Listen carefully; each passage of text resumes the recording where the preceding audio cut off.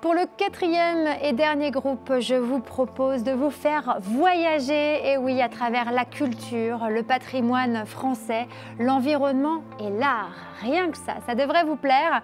Pour cela, merci d'accueillir Audrey Lablanche, Aliénor de Bonneville et Marie Ducornet, Laurence Véron, Eva Auberson et Claire Arnoux.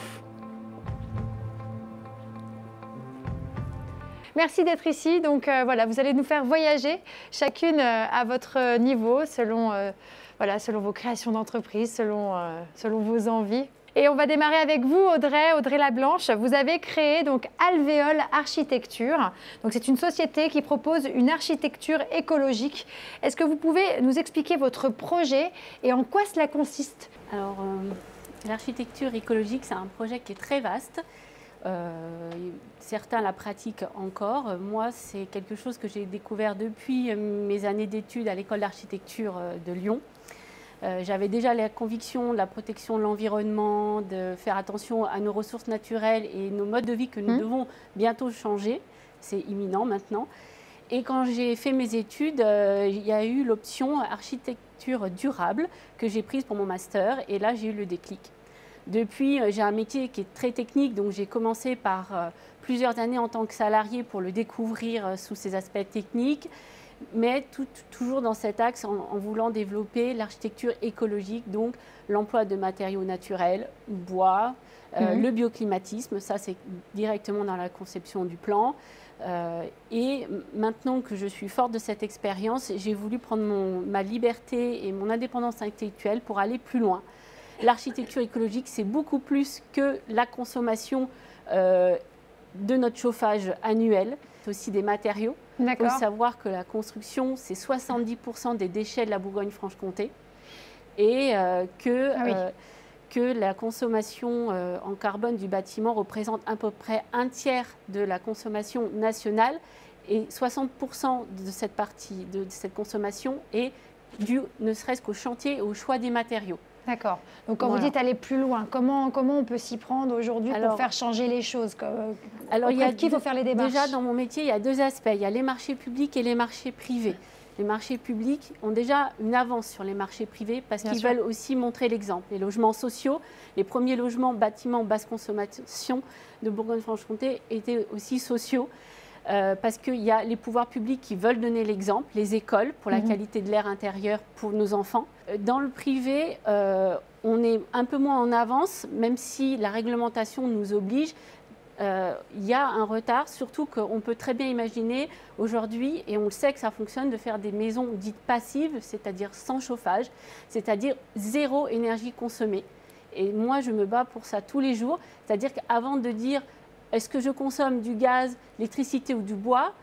Quand je fais une maison, on peut aussi dire je ne consomme rien, car ce qui n'est pas consommé, c'est vraiment la protection de l'environnement dans toute sa pureté. Donc il faudrait presque faire une campagne de sensibilisation finalement. En fait, alors mon métier, effectivement, c'est un métier où je suis avec mes clients et sur le terrain, etc.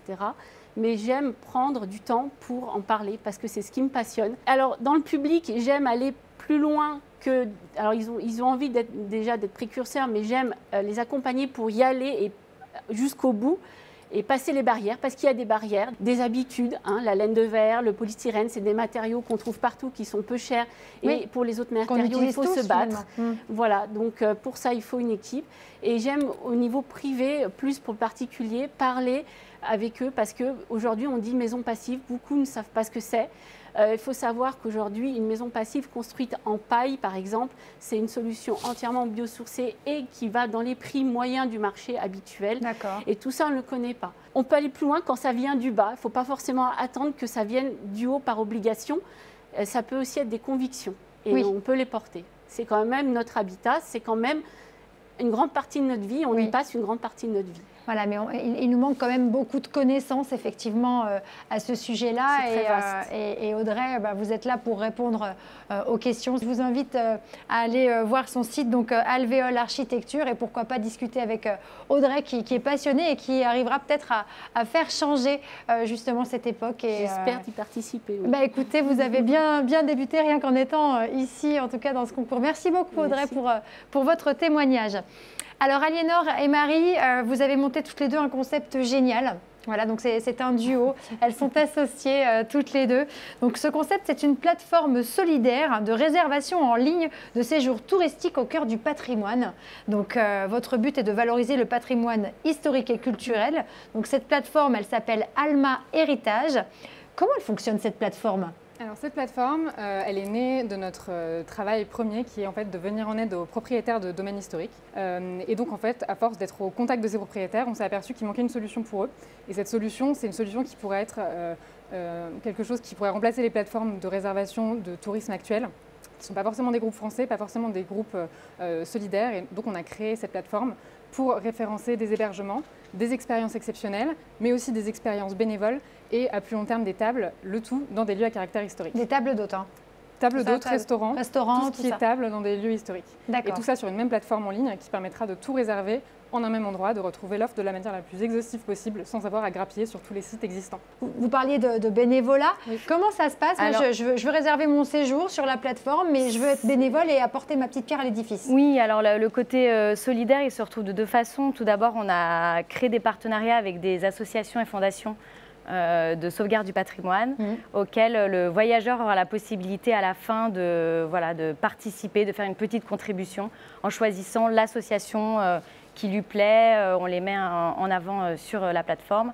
Et il y a aussi cet autre aspect solidaire, il se retrouve donc dans les expériences bénévoles où on a la possibilité de faire don de son temps en tant que voyageur.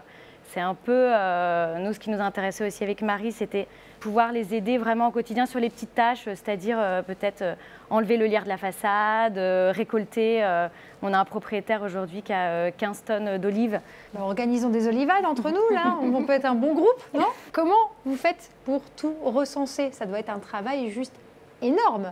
Comment ça se passe? On vous appelle, tiens, on a trouvé ça, ou les propriétaires eux-mêmes, comment? On est en construction, donc il faut savoir aussi que la plateforme sortira, on espère, au printemps. On a constitué notre équipe, Marie pour le coup vraiment vient de Bourgogne, moi plutôt de Normandie, voilà, donc on a travaillé avec nos régions.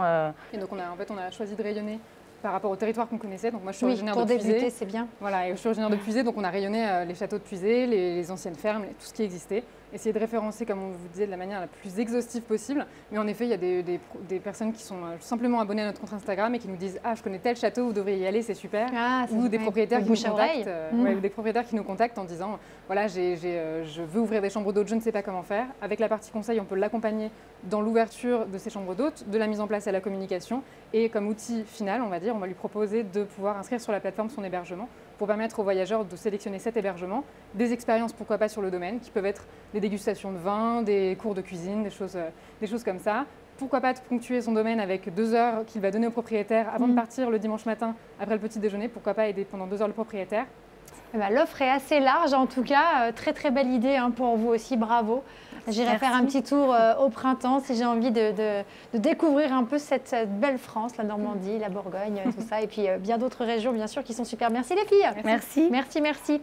Alors Laurence, alors vous me faites rêver, vous êtes une artiste. Et vous avez quand même travaillé de nombreuses années au Canada en tant que réalisatrice, scénariste. Et aujourd'hui, vous êtes de retour en France depuis 5 ans environ, hein, je ne me trompe pas, un petit peu plus de 5 ans. Et vous venez de créer l'atelier Laurence V, donc c'est une entreprise de design textile. Est-ce que vous pouvez nous expliquer exactement ce que c'est que le design textile? Le design textile, c'est ça, c'est-à-dire c'est des motifs qui sont créés pour du textile. Je travaille à partir de photos, de gros plans, par exemple d'arbres, d'eau, un peu, toujours des choses naturelles. Là, on voit de l'écorce. Hein, oui, l'écorce d'arbre, exactement. Puis donc, je retravaille ça ensuite sur ordinateur et je fais imprimer et je fais le choix en fait de travailler seulement avec des fibres naturelles, pas de synthétique pour moi. Donc, je travaille avec ça, c'est de la soie, donc soie, coton, lin, j'espère aussi, parce qu'il y a une grosse industrie de lin en France, donc c'était ça mon choix. Et donc voilà, c'est ça Donc mon ça, projet. ce projet est né de votre passion de la photographie pour que ça puisse être développé d'une autre façon et pas seulement sur papier glacé, ou ça a été vraiment naturel? Non, c'était naturel, oui, par hasard. En fait, j'ai pris une photo un jour d'un gros plan un gros plan d'arbre, et puis en rentrant à la maison, j'ai commencé à jouer avec. Puis tout d'un coup, j'ai vu des formes géométriques absolument magnifiques. Oui. Puis je me suis dit, oh tiens, en ajoutant un peu de couleur, qu'est-ce que ça fera? Puis moi, j'ai une passion des tissus, j'adore tout ce qui est foulard, tout ça. Puis je me suis dit, tiens, qu'est-ce que ça ferait si j'imprimais sur du tissu? Donc j'ai fait plusieurs mois de recherche sur la qualité des tissus, la qualité des impressions. Ça, c'est l'impression numérique. Ouais. Et je choisis de travailler avec des encres non toxiques, à l'eau. Donc il a fallu que je cherche aussi des imprimeurs qui Il faut travaillent quand comme même ça. un savoir-faire. Hein. Oui, c'est ça, parce qu'en fait, c'est un savoir-faire qui n'est pas aussi répandu que ça. Il y a beaucoup d'impressions en France, évidemment, parce qu'il y a une tradition textile qui vient de loin. Mais donc vraiment, pour tout ce qui est donc, des produits bio et de l'impression textile à l'eau, c'est un peu moins limité. Et c'est vrai qu'on le voit bien hein, sur votre foulard, il y a un vrai détail. Ce qui m'a vraiment fascinée, parce que bon, j'ai fait des essais, j'ai fait des échantillons, c'est en fait la qualité des détails. Je ne m'attendais pas à ça, sincèrement. C'est pour ça que dans mon cas, ce n'était pas quelque chose de planifié, je savais exactement. Vous faites corps avec la nature finalement. Oui, c'est mon inspiration première, donc pour moi c'est important. Tant mieux. Voilà. Alors qu'est-ce que vous proposez d'autre là pour terminer? Donc effectivement, foulard, en fait, vêtements, mais est-ce qu'on peut faire je sais pas, du tissu d'ameublement, une jolie oui, couette? C'est ça, parce que je fais quelques accessoires terminés, mais en fait mon idée, c'est sur le site, il y aura donc des tissus au mètre. En fait, les gens qui aiment la couture, qui veulent faire de la déco, donc tous mes motifs sont disponibles au mètre. Sur différents tissus. Donc j'ai du lin, j'ai du coton, j'ai beaucoup de soie aussi. Si quelqu'un veut une grande surface de tissu, peut-être que le motif, il va vouloir l'avoir sur une échelle un peu plus grande. Donc vous pouvez le faire à la demande. Exactement. Donc mon idée, c'est vraiment la demande. Donc l'échelle du motif change. Puis donc je veux aussi proposer des motifs exclusifs à certains. Quelqu'un qui veut son motif pour son coussin ou son papier peint aussi. Ça peut faire des bonnes idées de cadeaux de Noël, tout ça. Je pense aussi. Moi, ça me plairait comme cadeau de Noël, donc je me dis ça doit plaire à d'autres personnes. Exactement. Donc l'atelier Laurence V. Merci beaucoup d'être avec nous. Merci beaucoup. Merci de m'avoir invitée. Alors Eva, vous allez nous emmener dans un monde enchanté. Donc déjà, vous avez une très belle tenue. Alors voilà, on voit des médailles, la lune. Voilà, déjà rien qu'en vous regardant, moi je voyage. Donc vous avez ouvert un café-boutique qui s'appelle Le Calice Enchanté. Donc c'est à Besançon. Eva, que trouve-t-on dans votre monde enchanté? En fait, c'est un café-boutique. Oui. Avec une partie restauration sur le thème du médiéval, du fantastique et de la sorcellerie. D'où les lunes, les étoiles, les petites pierres, toutes ces choses-là. Donc l'idée, c'est qu'on rentre... en fait, un jour, on m'a dit, c'est le lieu qui fait le temps. C'est l'espace qui fait le temps. Et donc, ça a résonné en moi. Et comme je suis pâtissière et passionnée d'histoire, du Moyen-Âge en particulier, mais aussi de tout ce qui est la cuisine médiévale, j'ai un petit peu creusé mon idée comme ça. Et je me suis dit, pourquoi pas créer un lieu qui soit dans cet esprit-là. Je suis également géniste, c'est-à-dire qu'en fait, je fais ce qu'on appelle du jeu de rôle en grandeur nature, c'est-à-dire avec des tenues comme ça. Et on est très nombreux, il y a une grande communauté de médiévistes, de génistes, de gens qui font du jeu de rôle sur la Franche-Comté. Et il n'y a pas de lieu dédié pour tous ces fans. Et donc, j'avais envie de créer un lieu comme ça, pour tous les gens qui aiment ça, pour tous les gens qui sont simplement curieux de l'histoire. Un lieu où on puisse donc manger, venir passer un temps et prendre le temps de vivre un autre temps. C'est joliment dit, c'est très joliment dit. Et également aussi tout ce qui est artisanat. Parce que le Moyen-Âge, tout ça, c'est aussi énormément d'artisans dans la région qui vont fabriquer du cuir, des petites choses, des colifichets, mais c'est aussi également le métal, le travail du métal. Voilà. Donc on a une palette d'artisans dans la région qui sont présents nulle part. Et donc j'avais envie de leur donner une ouverture, un endroit, un lieu où ils puissent présenter leur création. Donc en fait mon idée c'est que tout au Calice Enchanté sera le plus local possible. Même l'encens, j'ai réussi à trouver une fabricante d'encens en France. Ah oui. Voilà, en Bretagne. Un lieu comme ça, il faut le faire vivre, il faut l'animer. Et donc l'idée, c'est de créer aussi des cafés, débats, des cafés histoire, des cafés autour du Moyen-Âge, autour de la sorcellerie, pour apprendre à tirer les cartes, puisque je suis cartomancienne, pour apprendre à utiliser un pendule, toutes ces choses-là, découvrir aussi des pratiquants qui font de l'Ayurveda, de la médecine chinoise, de la méditation, de la sophrologie, toutes ces pratiques dont on entend parler, on n'ose pas pousser la porte d'un cabinet, et puis en fait se retrouver autour d'un café, en discuter et avoir un thérapeute ou une thérapeute qui est là et qui nous en parle et qui nous explique quelle est sa démarche. C'est une autre manière d'appréhender les choses. Et puis aussi des repas enquête et ripaille au Moyen-Âge avec l'un des convives qui sera forcément un assassin et les autres qui devront le trouver. Enfin voilà. C'est génial. Un Cluedo, mais en version médiévale. C'est très vivant, très gourmand. Voilà. C'est ça. Et puis faire découvrir la nourriture médiévale. Merci, donc je vous invite à passer la porte. Pourquoi pas, il y a beaucoup de choses à apprendre, visiblement, avec Eva. Et pour terminer donc avec ce dernier groupe, Claire. Donc je vous l'avais dit, on voyage, on parle d'art. Donc Claire, vous êtes celle qui a créé la toute première école, c'est quand même important de le dire, la toute première école de maquillage artistique en Bourgogne-Franche-Comté. C'est vous, elle est là, Claire Arnaud. Donc félicitations pour ça. Merci. Donc si vous voulez suivre un cursus pour devenir maquilleuse ou maquilleur artistique, c'est aujourd'hui possible grâce à vous, Claire. Donc est-ce que vous pouvez nous raconter un petit peu votre histoire, comment vous en êtes arrivée là? Le maquillage, ça a été une passion pour moi depuis toute petite, parce que je vacille un peu entre le monstre et la princesse. Donc j'aimais bien autant déformer les gens que de les rendre jolis. Donc du coup, voilà, d'une passion, c'en est devenu un métier. Donc moi, je suis d'origine parisienne. Je suis arrivée à Dijon en 2016. Et du coup, je pensais que ma carrière était un petit peu terminée, parce que je sortais des plateaux style TF1, M6, etc. Et je me suis dit qu'en Bourgogne, il y avait peu de chances que je retrouve ce train de vie. Et finalement, d'animation enfant en plateau de télé, parce que j'ai retrouvé un poste à France 3, un petit peu d'opéra, etc. Et j'ai retrouvé une activité pleine en très peu de temps, si bien que j'ai eu besoin de recruter sur place, et ça a été très compliqué, parce que j'avais pas forcément les personnes en face de moi qui pouvaient assurer la prestation. Et à côté de ça, j'avais en prestation des parents ou des jeunes gens qui venaient me voir en me disant comment on fait pour devenir maquilleur artistique, parce que voilà, on est passionné par ça, mais on ne sait pas comment faire. On ne sait pas. Il n'y a pas d'information ni dans les lycées, ni dans les collèges, etc. Donc je me suis posé la question, je me suis dit, tu veux recruter, forme les personnes que tu as envie d'avoir avec toi sur le terrain. Et du coup, voilà, j'ai fait une étude de marché qui a plutôt bien fonctionné, en tout cas dans mon sens. et voilà, et j'ai eu la chance de pouvoir ouvrir l'école en septembre, donc c'est encore un tout petit bébé qui fait ses premiers pas. J'accueille 8 élèves qui sont cette année que des filles, mais l'année prochaine, il y a certainement des garçons, parce que l'école est ouverte aux garçons. Vous avez dans les formateurs, vous avez des hommes aussi, c'est assez mixte. Quasiment que des hommes. Que des hommes, on est deux filles. 3 filles, pardon. 3 filles. Et du coup, c'était une volonté aussi pour moi de montrer que voilà, c'est un métier qui est mixte. Mon professeur d'effets spéciaux est un homme qui m'a formée moi-même il y a 20 ans. À partir du moment où on est passionné, moi je ne mets pas de limite d'il faut tel ou tel diplôme, etc. Il faut être majeur.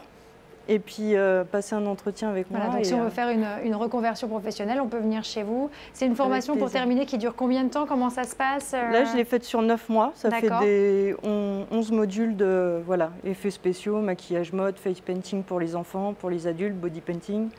Il y a plein de trucs, pose de postiche, prothèses, effets spéciaux, etc. Génial.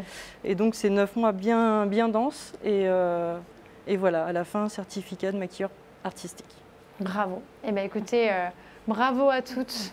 On se retrouvera peut-être tout à l'heure avec un prix, en tout cas que vous remportiez un prix ou non. Ce sont de toute façon des beaux projets et vous avez une grande motivation, je le sens, à mener les choses au bout et avec cœur. Merci à vous et je vous dis à tout à l'heure. Merci les filles.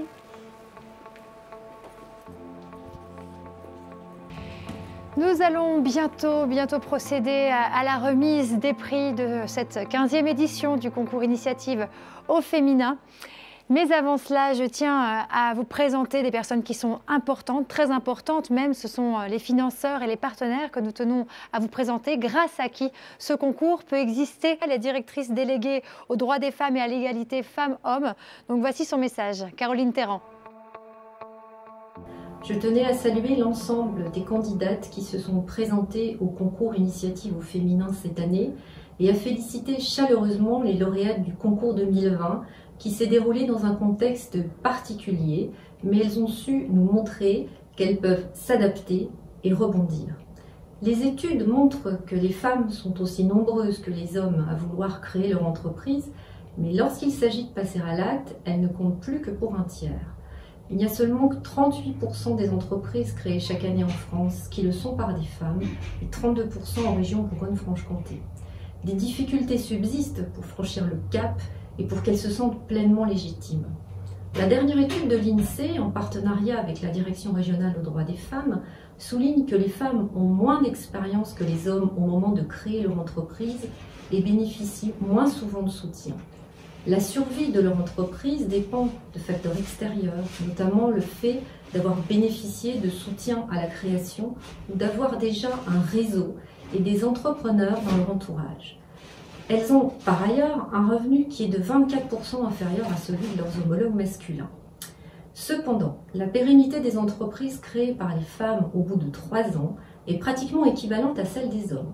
En effet, après 3 ans, 81% de leurs entreprises sont encore en activité contre 84% pour les hommes. Lorsqu'elles créent une entreprise dite classique, les femmes, comme les hommes, le font majoritairement par choix, parce qu'elles ont le désir d'être indépendantes et d'être à leur compte. L'action conjointe de l'État et de ses partenaires, des réseaux bancaires, des réseaux d'accompagnement et du tissu associatif est essentielle à l'entrepreneuriat au féminin pour qu'il se développe pleinement. En Bourgogne-Franche-Comté, l'État, le Conseil régional, BPI soutiennent le concours Initiative au féminin. Ils fédèrent les acteurs de la création d'entreprises autour de la question spécifique des femmes. Ils s'adressent tout autant aux créatrices d'entreprises qu'aux repreneuses. En 2021, l'accord cadre national en faveur de l'entrepreneuriat des femmes va être reconduit et décliné au niveau régional pour un accompagnement des femmes au plus près des territoires. Je vous souhaite une belle prospérité dans vos entreprises.